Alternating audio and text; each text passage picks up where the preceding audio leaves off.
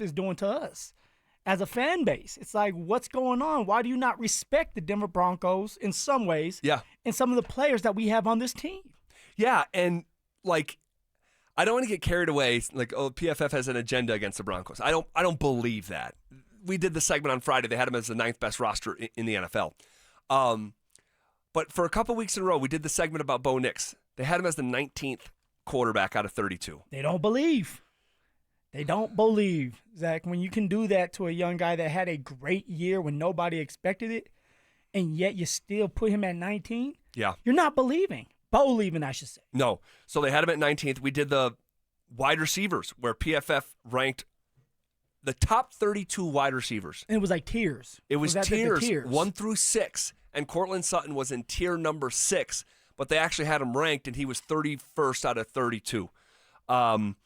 So here's another, and I think this is, before we move on to the edge rushers here, I think that it's a little bit more noteworthy anyway, because PFF, as you and others have told us, PFF stuff actually pops up within NFL circles, within contract conversations, yes, within team meetings. All the time. You're always looking at your PFF grade because they do a great job.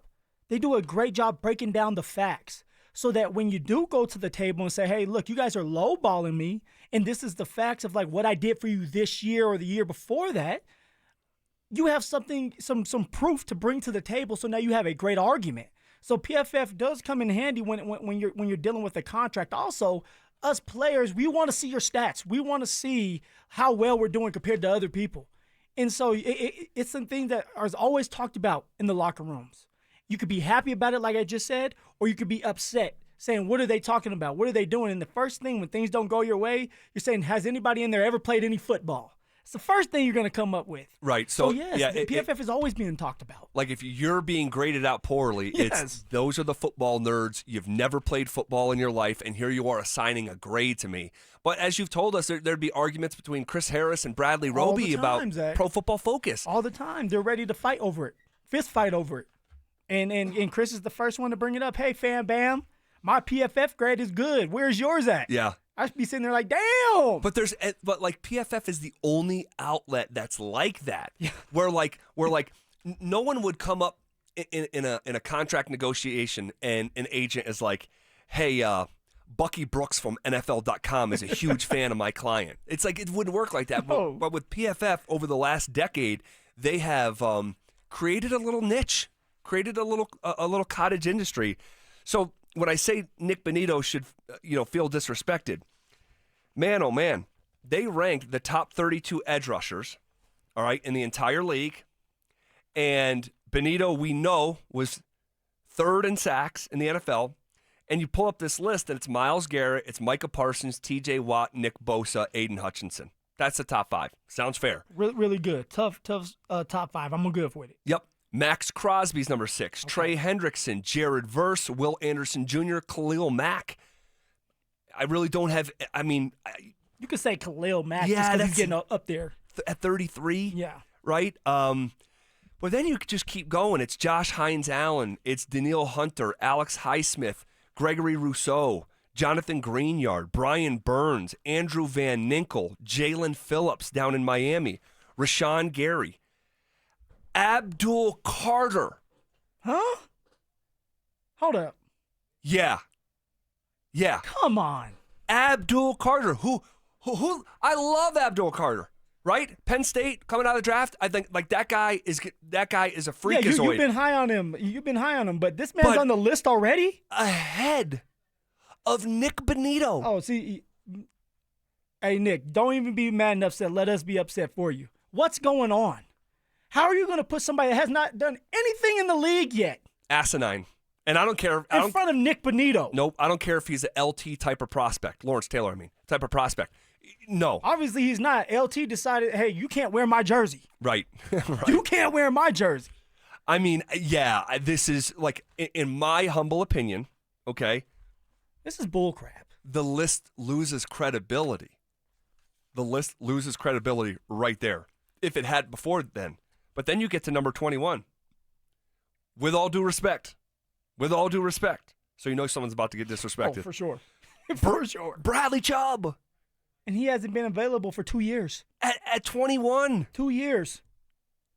So, and like they're citing he was in the midst of his best season as a pro when he got hurt, and it was in December of 23, so that means he didn't play in all 24, so, over a year. Like, again, Carl Granderson from the Saints at number 22. Yeah, I mean, you're losing me by now. And by now I'm already cashed out. I'm not thinking anymore. Nick Bonito, who had 13 and a half sacks, he looked like a similar version of Vaughn when Vaughn was younger. The bend, the explosiveness, the playmaking ability. By the way, Nick Bonito had 2 touchdowns. One was a fumble recovery and the other one was an interception. And this man's not on the list. he comes in at number 23 of 32 of the league's best edge rushers heading into the 2025 season. Come on, man. I mean, whoa. All he has done is got better. I'll tell you what, man. 1.5 sacks his first year. 8 the next year. 13.5 last year. Oh, and he did not start in 2 games at the beginning of the season. What does that look like if he starts in 2 games and gets all the reps? See, now I'm on the side of pay my man, because now it seems like everybody's disrespecting him. Wow. Here's what they said about Nick Bonito as their 23rd best edge rusher coming into the NFL season. Bonito has steadily improved through his first 3 seasons, boasting a PFF grade of 52 as a rookie in 2022 to 79 in 2024. He ranked 3rd in the league in sacks with 13.5 and earned the highest coverage grade among edge defenders at 93. So you're telling me in your 2-sentence blip, and I'm not like traditionally like railing against PFF, but this is bad, guys. This is bad.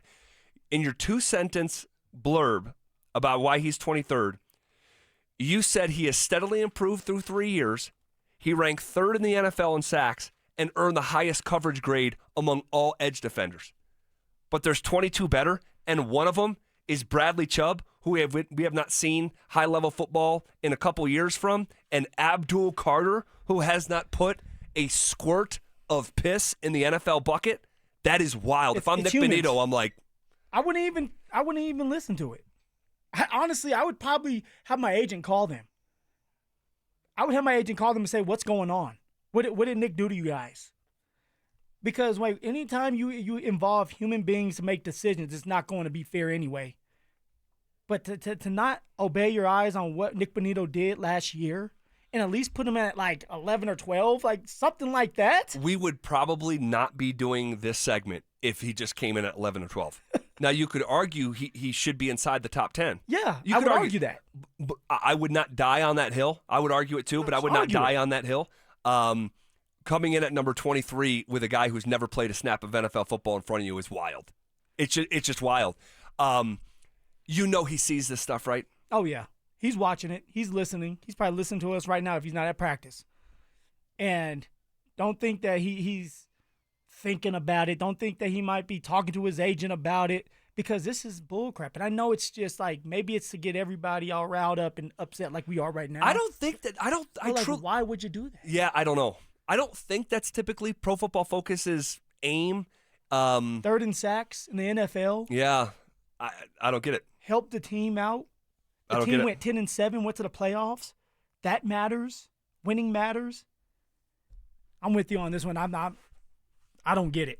All right, so question for you. There's 4 edge rushers in the National Football League who make $30 million or more. It's Myles Garrett. Dude, Myles Garrett is going to make 40 this coming year. 40 million for the season. Remember when they had that interview with Myles Garrett, and the reason why he didn't leave, he didn't want to tell them, but he was smiling saying, "They told me the plan." Yeah. Joe Flacco. Yeah. They told me the plan. They said 40 million a year. And I said, where do I sign? That's the plan. That's insane. Danielle Hunter in Houston makes $36 million a year. And he's getting up there. Yep, he's older. He is. Max Crosby makes around $36 million a year. This is crazy for these edge rushers these days, but it's reflecting the premium position and nature of that role. Nick Bosa at number 4 makes $34 million a year. My question is, by the time that this contract gets done, do you think Nick Bonito is cracking the $30 million mark? Not saying he's on the same level as those guys, but the timing that he's up, of course. The market's speaking. The market talks. And although some of these players, they're not worth that much money, if you want to say it like that, it's all about the market around them. And if that market's saying you're worth this much, that's what they're going for. Yes, Zach, to answer your question, I believe he's gonna crack around there. You do? If they wait. If they wait. If they say, hey, 5, 6, 7 games, we're gonna sit here and watch you, and we're willing to give you the money after. For someone like Nick Bonito, it's like, okay, you don't think I can do it again. And if I start to do it again, now I'm gonna ask for more.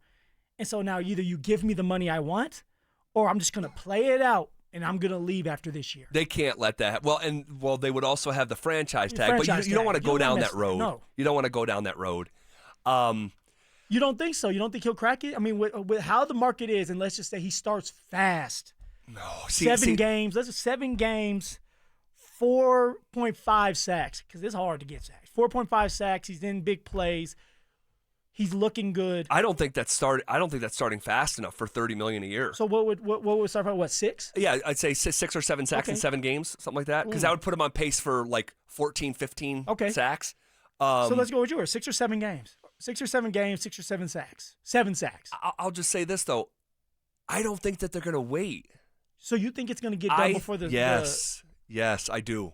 What's the hierarchy then, though? If they did wait, just to validate your question, like if they did wait and that's how it went in that scenario that you just sort of painted, 6 or 7 sacks in the first 7 games of the year, yeah, he would crack $30 million. But I don't think they're going to do the deal during the season. I think they're going to get it done during the summer, and ultimately he'll fall below that $30 million mark. I can see that. If they do it before the season starts, it will fall below. It makes sense. It's like you had 1 year of this, and we're already rewarding you. We're not willing to give you $100 million when you haven't been consistent enough. But here, we're throwing you that bone right away because we believe in you. But if you wait and he does well, now you upset the client. You upset your player, and now he's going to want to take everything from you. Yeah. I was trying to find a comp like, okay, who's a good